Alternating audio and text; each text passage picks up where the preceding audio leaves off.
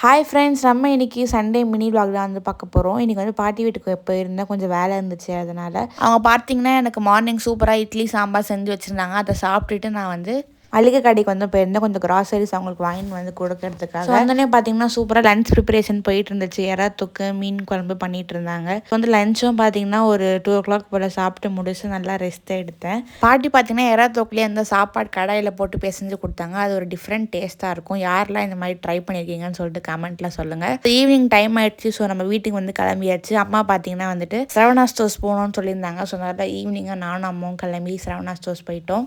அம்மாவோட ஃப்ரெண்டுக்கு வந்து வெள்ளியில் வந்துட்டு அந்த ஒரு கிண்ணம் மாதிரி கிஃப்ட் பண்ணாங்க. ஸோ அதை தான் வந்து வாங்க போயிருந்தோம். இந்த வெள்ளி கிண்ணம் தான் வந்து வாங்கியிருந்தோம். ரொம்ப குட்டியாக சந்தனம், குங்குமம் அது மாதிரி போட்டு யூஸ் பண்ணிக்கலாம்.